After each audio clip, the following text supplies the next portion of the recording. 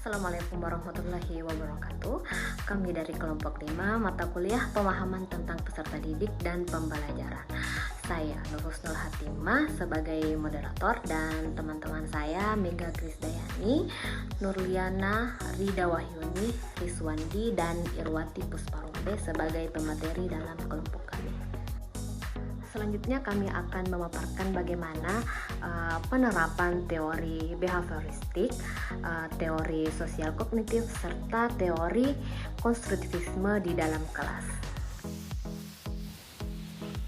Penerapan teori behaviorisme dalam pembelajaran di kelas tidak terlepas dari stimulus yang sudah dibuat oleh guru agar peserta didik mampu mengulangi atau berperilaku sesuai dengan yang diharapkan. Pemberian stimulus ini harus berulang sehingga terjadi pembiasaan pada peserta didik. Dalam penerapan teori sosial kognitif dalam pembelajaran di kelas, guru perlu fokus pada proses berpikir peserta didik dan memberikan strategi yang tepat berdasarkan fungsi kognitif mereka. Libatkan peserta didik dalam berbagai kegiatan seperti memberikan mereka waktu untuk bertanya dan memberikan kesempatan untuk mengemukakan ide atau pendapatnya. Penerapan teori konstruktivisme dalam pembelajaran di kelas adalah dengan mendorong kemandirian dan inisiatif peserta didik dalam belajar. Dengan menghargai gagasan peserta didik, berarti guru telah membantu peserta didik untuk menemukan intelektual mereka. Kemudian kami akan memberikan penjelasan tentang model-model pembelajaran apa saja yang sesuai dengan prinsip konstruktivisme. Baik, selanjutnya model pembelajaran yang terbentuk dari teori konstruktivisme.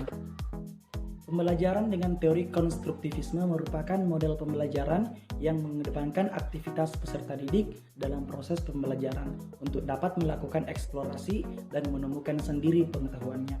Dan salah satu model pembelajaran yang terbentuk berdasarkan prinsip konstruktivisme adalah pendekatan contextual teaching learning. CTL merupakan pendekatan pembelajaran yang mengaitkan antara materi pembelajaran dengan situasi dunia nyata yang berkembang dan terjadi di lingkungan sekitar, sehingga peserta didik mampu menghubungkan dan menerapkan kompetensi hasil belajar dalam kehidupan sehari-hari. Dalam konteks pembelajaran di kelas, tugas guru adalah memberikan kemudahan belajar bagi peserta didik dengan menyediakan berbagai sarana dan sumber belajar yang memadai. Selanjutnya, untuk merangsang peserta didik menjadi lebih respon dalam menggunakan pengetahuan dan keterampilan dalam kehidupan nyata sehingga memiliki motivasi belajar yang tinggi, maka diperlukan beberapa strategi pembelajaran yang relevan dengan model CTL. Di antaranya yang pertama, pembelajaran berbasis masalah. Jadi sebelum memulai proses pembelajaran di kelas, peserta didik terlebih dahulu diminta untuk mengobservasi suatu fenomena dalam kehidupan sehari-hari. Kemudian peserta didik diminta untuk mencatat atau menyebutkan secara langsung fenomena tersebut. Setelah itu, tugas guru adalah merangsang peserta didik untuk berpikir kritis, memecahkan masalah tersebut, dan selanjutnya mengarahkan peserta didik untuk bertanya, membuktikan asumsi, dan mendengarkan perspektif yang berbeda di antara mereka. Kemudian yang kedua, memanfaatkan lingkungan untuk memperoleh pengalaman belajar. Jadi, guru harus memberikan penugasan yang dapat dilakukan di berbagai konteks lingkungan peserta didik, antara lain di sekolah, keluarga, ataupun masyarakat. Penugasan yang diberikan oleh guru dapat memberikan kesempatan bagi peserta didik untuk belajar di luar kelas. Misalnya, peserta didik keluar dari ruang kelas dan berinteraksi langsung untuk melakukan wawancara. Peserta didik diharapkan dapat memperoleh pengalaman langsung tentang apa yang sedang mereka pelajari. Kemudian yang ketiga, membuat aktivitas kelompok. Aktivitas belajar kelompok dapat memperluas perspektif serta membangun kecakapan interpersonal untuk berhubungan dengan orang lain. Kemudian yang keempat, membuat aktivitas belajar mandiri. Peserta didik dituntut untuk mampu mencari, menganalisis, dan menggunakan informasi dengan sedikit atau bahkan tanpa bantuan guru. Supaya dapat melakukannya, peserta didik harus lebih diperhatikan bagaimana mereka memproses informasi, menerapkan strategi pemecahan masalah, dan menggunakan pengetahuan yang telah mereka peroleh. Kemudian yang kelima, membuat aktivitas belajar dengan kerjasama dengan masyarakat atau lingkungan sekitar. Sekolah dapat melakukan kerjasama dengan suatu instansi atau pekerjaan tertentu untuk memberikan pengalaman kepada peserta didik. Kemudian yang keenam, menerapkan penilaian autentik. Dalam pembelajaran kontekstual, penilaian autentik dapat membantu peserta didik untuk menerapkan informasi akademik dan kecakapan yang telah diperoleh dari situasi nyata untuk tujuan tertentu. Penilaian autentik memberikan kesempatan luas bagi peserta didik untuk menunjukkan apa yang telah mereka pelajari selama proses pembelajaran. Adapun bentuk-bentuk penilaian dapat digunakan oleh guru adalah portofolio, tugas kelompok, demonstrasi, dan laporan tertulis. Kemudian kami akan memberikan cara meningkatkan motivasi para siswa di dalam kelas pada 4 kasus yang berbeda. Silahkan menyimak penjelasan dari teman-teman kelompok kami. Kasus yang pertama yaitu Tania, berusia 7 tahun, memiliki kemampuan dan keinginan yang rendah untuk sukses.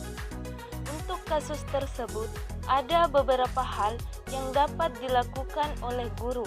Di antaranya yang pertama yaitu guru harus melakukan pendekatan yang baik dan berdiskusi secara personal kepada Tania, di mana dalam hal ini memberikan motivasi kepada Tania untuk jangan pernah menyerah dan selalu mencoba hal-hal yang baru.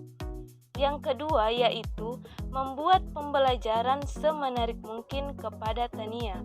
Misalnya menerapkan pembelajaran sambil bermain yang digemari Tania, sehingga memberikan kesempatan bagi Tania untuk berdiskusi sesuai dengan fase perkembangannya. Yang ketiga yaitu menceritakan kisah-kisah orang yang sukses, sehingga Tania memiliki semangat yang tinggi untuk sukses. Kasus selanjutnya adalah Samuel, berusia 10 tahun, yang bekerja keras untuk menjaga harga dirinya pada tingkat tinggi, tetapi memiliki rasa takut akan gagal yang kuat. Untuk kasus tersebut, ada beberapa hal yang dapat dilakukan oleh guru, di antaranya yang pertama yaitu menanamkan growth mindset kepada Samuel bahwa jangan pernah takut untuk gagal, karena ada pelajaran dalam kegagalan tersebut. Oleh karena itu, jika gagal maka bangkit dan coba lagi. Yang kedua yaitu menanamkan kepada Samuel bahwa tidak ada manusia yang sempurna. Semua manusia memiliki kelebihan dan kelemahannya masing-masing. Yang ketiga yaitu memberitahu kepada Samuel bahwa dunia ini bagai roda yang berputar. Terkadang kita berada di atas dan terkadang kita berada di bawah. Yang keempat yaitu menceritakan cerita-cerita inspiratif berupa kisah-kisah tokoh sukses yang pernah mengalami kegagalan sebelumnya, sehingga dapat membuktikan bahwa kegagalan bukanlah akhir dari segalanya.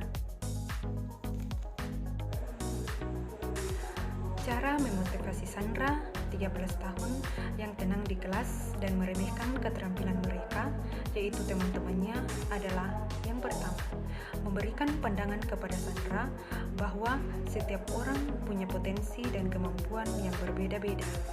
Yang kedua, mengajarkan untuk saling mendukung satu sama lain dan tidak boleh meremehkan kemampuan orang lain. Yang ketiga, menanamkan sikap saling menghargai dan tidak boleh sombong dengan kemampuan yang dimiliki.